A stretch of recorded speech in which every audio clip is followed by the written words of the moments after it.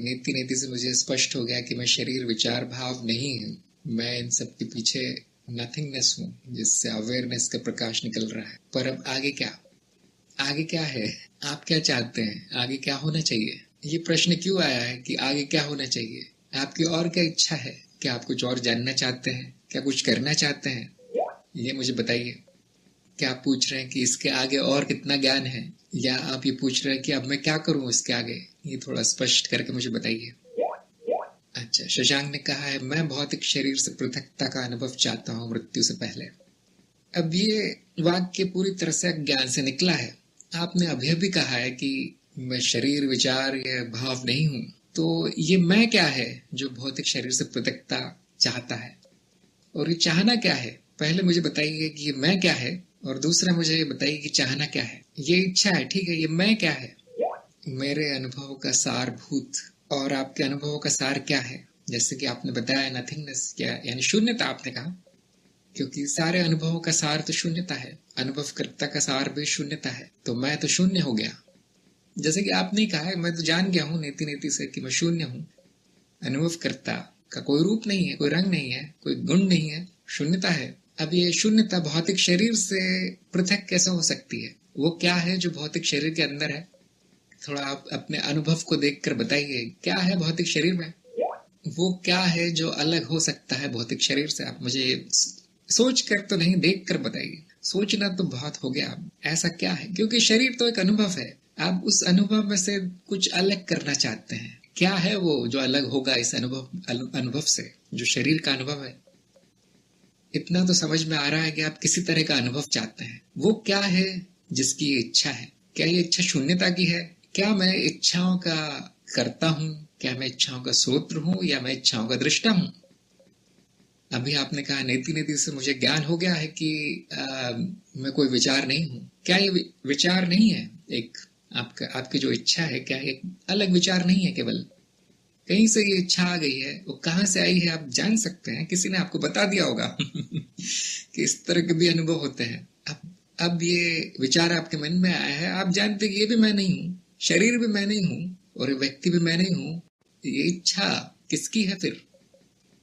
मैं ये प्रमाण चाहता हूं कि लाइट ऑफ अवेयरनेस शरीर से निर्मित नहीं है। यदि शरीर से निर्मित है तो क्या बुराई है उसमें? मुझे बताइए। शरीर किससे निर्मित हुआ है? जिससे शरीर निर्मित हुआ है उसी से ये शून्यता भी निर्मित हुई होगी। शून्यता का निर्माण आप किससे कर सकते हैं, ये बताइए। जिसका न रूप है, न रंग है, न गुण है, न जो ठंडा है, न गर्म है, न दिखाई देता है, न सुनाई देता है, उसका निर्माण आप कहां से कर सकते हैं? कौन से शरीर से निर्मित होगा वो? आपने नीति नीति तो कर लिया, अब वो जो मिला है आपको नीति नीति से, वो आप जानना चाहते हैं शरीर से तो नहीं आया, कैसे आएगा वो? बताइए मुझे। अब आपको सोचना नहीं है, अब आपको देखना है। आपके अपरोक्ष अनुभव में शून्य किस वस्तु से निर्मित होता है? आपके अपरोक्ष अनुभव में अनुभवकर्ता किस अनुभव से निर्मित है? क्योंकि शरीर तो एक अनुभव है, आपने उसको तरह तरह के नाम दे दिए हैं, लाइट ऑफ अवेयरनेस और ऐसा वैसा। है तो शून्य, है तो अस्तित्व स्वयं। अस्तित्व का निर्माण आप किससे करेंगे, और दूसरा अस्तित्व कहां से लाएंगे उसका निर्माण करने के लिए? और एक शरीर संपूर्ण अस्तित्व को कैसे निर्मित कर देगा? इस बारे में मनन करें। जब आपके मन में इच्छा आई है कि मैं जानना चाहता हूं कि मैं शरीर नहीं हूं, तो फिर नेति नेति असफल रहा। ध्यान रखें इस बात का। यदि नेति नेति सफल हो जाता, आपको आत्मज्ञान हो जाता, तो ये प्रश्न नहीं आता। यहां तक कि आप इस सत्संग में भी दिखाई नहीं देते। मैंने देखा है यहाँ बहुत से लोग आते थे इस सत्संग में, और वो ठीक उस दिन गायब हो जाते हैं, वो आना बंद हो जाते हैं यहाँ जब उनका नेति नेति सफल हो जाता है। और बहुत से लोग आते हैं, वो चुपचाप बैठते हैं, वो कोई प्रश्न नहीं पूछते, सुनते रहते हैं क्या हो रहा है यहाँ। एक तरह का मनोरंजन होता है उनके लिए सत्संग, कि मुझे बड़ा अच्छा लगता है आप कुछ बोलते हैं। तो यहाँ क्यों ऐसा हुआ? क्योंकि अब ज्ञान हो गया है, अब कोई प्रश्न नहीं बचा। उनको आश्चर्य होता है देखकर कि बाकी लोगों में ये सब प्रश्न आते क्यों हैं इनके। अभी भी आप शरीर को ही मैं मान बैठे हैं, तो फिर आत्मज्ञान कैसे होगा? और इस तरह के वाक्य हैं, मेरे अनुभवों का सारभूत मैं हूं। इस निष्कर्ष पर आप कैसे पहुंचे, थोड़ा ये भी बताइए मुझे, क्योंकि मैं जानना चाहता हूं कि यह ज्ञान क्यों बचा है। और ये बहुत अच्छी बात है कि आप प्रश्न पूछ रहे हैं, नहीं तो मुझे कभी पता नहीं चलता कि इस व्यक्ति को अभी तक आत्मज्ञान हुआ या नहीं। प्रश्नों से ही पता चलता है कि इसको नहीं हुआ। अब मेरा ये काम रहता है यहाँ कि गलती दिखाना, कि आपकी मान्यताओं में गलती कहाँ पर है, ये मेरा काम होता है। ठीक है, मैंने नीति नीति बता दिया, मैंने आत्मज्ञान बता दिया, मैंने ये भी बता दिया कि भाई मैं का सार शून्य है, अब सब अपने अपने घर जाओ। लेकिन यहाँ पर अंत नहीं होता वो। जैसे कि आपने प्रश्न किया था, ये मैं जान गया हूँ, अब आगे क्या? अब वो आगे इसलिए आ रहा है क्योंकि पिछला अज्ञान अभी तक गया नहीं। आपने कहा ये मेरी इच्छा है। अब शून्य की तो कोई इच्छा नहीं होती, शून्य तो इच्छाओं का दृष्टा है। इसका अर्थ है आत्मज्ञान नहीं हुआ। अब मैं दोबारा कह सकता हूँ कि जाओ वो वीडियो दोबारा देखो, लेकिन आप दोबारा देखेंगे तो भी उतना ही अज्ञान रहेगा, क्योंकि जो गलती आपने पहले की है वही दोबारा दोहराएगी। इसीलिए सत्संग है। इसीलिए मैं चाहता हूँ कि आप लोग मेरे साथ बैठें और अपनी शंकाएं प्रकट करें। इसीलिए मैं हफ्ते में 4 घंटे यहाँ बैठता हूँ। मुझे ये सब बताने का कोई शौक नहीं है कि किस शास्त्र में क्या लिखा है और किस मंदिर में किस गांव में क्या होता है। सब अर्थहीन है, वो व्यर्थ की बातें हैं। मैं यहाँ इसलिए बैठता हूँ ताकि आपका अज्ञान दूर हो, और कोई काम नहीं है मुझे, और कुछ आता भी नहीं है मुझे। वो पूछ रहे थे कि नाद क्या है, मुझे क्या पता नाद क्या है। मैं तो इतना जानता हूँ कि शून्य है सब कुछ। अब मुझे बताइए, अनुभव स्थायी है या अस्थायी है? हाँ, तो वो क्या है जो आप हैं फिर? यदि अनुभव आकर चले गए हैं तो क्या बचा है फिर? जो उन अनुभवों को बंडल के रूप में देख रहा है वो क्या है? कोई अनुभव आकर चला गया है तो मैं भी आकर चला गया हूँ। क्या ये दृष्टा भी चला गया है उस अनुभव के साथ? ये मुझे आप देख कर बताइए।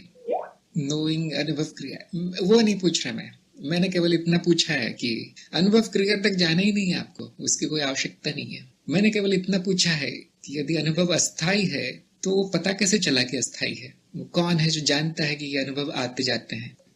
ये बंडल तो बदलता रहता है, वो कौन है जो नहीं बदलता? ऐसा क्या है जो रह जाता है जब अनुभव आकर चले जाते हैं? कुछ है पर उसके बारे में कुछ कहा नहीं जा सकता है, तो वही तो अनुभव करता है। कुछ नहीं कहा जा सकता, फिर भी हम बहुत कुछ कहते हैं, क्योंकि भाषा के द्वारा ज्ञान आप तक पहुंचाना है, तो उसको नाम दिया गया है। उसी को हम अनुभव करता कहते हैं। जो दृष्टा है, जो जानता है, आप उसको क्या नाम देना चाहेंगे? अभी उन्होंने पूछा है कहीं ये मेरी मान्यता मात्र तो नहीं। मुझे एक बात बताइए, यदि आपकी मान्यता है तो उसका भी अनुभव हो रहा होगा। क्या मान्यता का अनुभव होता है? हो सकता है आपका भ्रम हो, भ्रम का भी अनुभव होता है। हो सकता है कि अनुभव करता माया हो, माया का भी अनुभव होता है। अब यदि अनुभव होता है तो अनुभव करता कोई होगा। एक अनुभव को दूसरा अनुभव नहीं हो सकता, ऐसा तर्क कहता है। यदि अनुभव को ही दूसरा अनुभव हो गया तो वो पहला अनुभव अनुभव नहीं रहेगा, वो अनुभव करता हो जाएगा। इसीलिए हमने 2 भाग किए अस्तित्व के, अनुभव और अनुभव करता, क्योंकि इससे जानना बहुत आसान हो जाता है क्या हो रहा है यहाँ पर। कौन सी वस्तु मान्यता है, कौन सी वस्तु नहीं है, कौन सी वस्तु सत्य है। आपने मान्यता के बारे में एक और बात देखी होगी कि मान्यता तो आती है जाती है। ये आपकी मान्यता है, तो क्या आपको मान्यता का अनुभव हो रहा है? इस प्रश्न का उत्तर दीजिए थोड़ा। जी हाँ, किसको हो रहा है? क्या एक मान्यता को दूसरी मान्यता का अनुभव हो सकता है? मान्यता यानी विचार, कोई उल्टा सीधा विचार मन में चला है, अब उस उल्टे सीधे विचार को किसी और का अनुभव हो सकता है? नहीं। तो अनुभव करता मान्यता कैसे हुआ फिर? इसलिए मैंने कहा अप्रोक्ष अनुभव की तरफ देखना आवश्यक है। मैं तो वही दिखा रहा हूँ जो आपके सामने है। मैं तो आपको कोई पाठ नहीं पढ़ा रहा, मैं तो आपको कोई ग्रंथ नहीं समझा रहा। ये ज्ञान सरल और सीधा है कि लगता है कि सत्य इतना सरल नहीं हो सकता। ये भी एक मान्यता है। क्यों नहीं हो सकता? क्योंकि आपके मन पर मतारोपण किया गया है बचपन से कि बहुत मोटी किताब पढ़ने के बाद, बहुत सारे फॉर्मूले रटने के बाद और दिमाग का दही करने के बाद ही ज्ञान होगा। ये मतारोपण है। ज्ञान बहुत सरल है, अज्ञान कठिन है। हाँ, अज्ञान जटिल हो सकता है। माया जितनी होना चाहे उतनी जटिल हो सकती है। एक दिन मैंने कहा था कि आपको जानना है माया क्या है, सत्य क्या है, तो जो माया है उसको ठीक उल्टा कर दें, उसको उल्टा लटका दें, वो सत्य है। जैसे हमारी मान्यता है कि संसार सत्य है, ये भौतिक जगत सत्य है, इसको ठीक उल्टा कर दें, वो सत्य है। जैसे हमारी मान्यता है कि ये व्यक्ति सत्य है, ठीक उल्टा कर दें उसको। जो भी मतारोपण हुए हैं आप पर, ठीक उल्टा आप उसको कर दें तो आपको ज्ञान हो जाएगा। एक दिन किसी दिन मैंने कहा था कि जो संसारी है वो जो कर रहा है, यदि आप ठीक उल्टा करें तो आप ज्ञानी हो जाएंगे। आपको माया का स्वभाव समझ में आ गया होगा, अभी तक माया में रहते रहते हैं, कि माया चित्त का प्रक्षेपण है, और प्रक्षेपण इस तरह से होता है कि जो सत्य है उसको उल्टा करके दिखाया जाता है। एक बहुत बड़े गुरु हैं, उन्होंने कहा है कि यहाँ पर मैं देखता हूँ सभी शीर्षासन कर रहे हैं, यानी कि उल्टे खड़े हैं, अर्थात उनको सब उल्टा दिखाई देता है। यदि आप तो जो दिखाई दे रहा है उसको उल्टा कर लें तो सब सीधा हो जाएगा। क्योंकि हम पर मतारोपण हुआ है ये जो जीव है वो बेचारा अज्ञान में फंस गया है। और मतारोपण का अर्थ ये नहीं कि किसी ने आपको कुछ बता दिया है और आपने मान लिया, ये तो होता ही है, लेकिन कई जन्मों से वो बेचारा अज्ञान में ही फंसा है, इसीलिए अब बहुत कठिन होता है उसके लिए सत्य देखना। यदि इस तरह का अज्ञान नहीं होता, ये अंधकार नहीं होता, तो फिर इस तरह तरह के मार्ग नहीं होते। कोई मार्ग आपको यहाँ तक ले जाता है, कोई वहां तक ले जाता है, कोई और दूर ले जाता है। इतने सारे मार्ग क्यों हैं? क्योंकि तरह तरह के अज्ञान है, तरह तरह के मतारोपण है, तरह तरह के जीव हैं, तरह तरह की चित्तवृत्ति है। ज्ञान मार्ग उनके लिए है जो तुरंत सत्य देख सकते हैं, उनके लिए ज्ञान मार्ग है। जिनको एक वाक्य कहना पड़ता है और सत्य प्रकट होता है उनके सामने, ज्ञान मार्ग उनके लिए सीधा मार्ग है। जहां शुरू होता है ज्ञान मार्ग, वहीं समाप्त हो जाता है। बहुत से लोगों ने देखा होगा। अब मुझे बताइए इसके बाद क्या? और क्या चाहते हैं आप?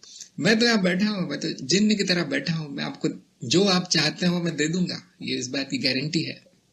आपकी इच्छा बस प्रकट करें यहाँ पर, वो आपको मिल जाएगा। जैसा मुझे मिला है अपने गुरुजनों से, वैसा आपको मिलेगा। ये बोधि वार्ता वो चिराग है, आपको क्लिक करना है, आपको जो चाहे, आपकी जो इच्छा हो पूरी होगी। और बताइए आप और किससे पृथक होना चाहते हैं और किससे अलग होना चाहते हैं, वो सब मैं कर दूंगा यहाँ बैठे बैठे।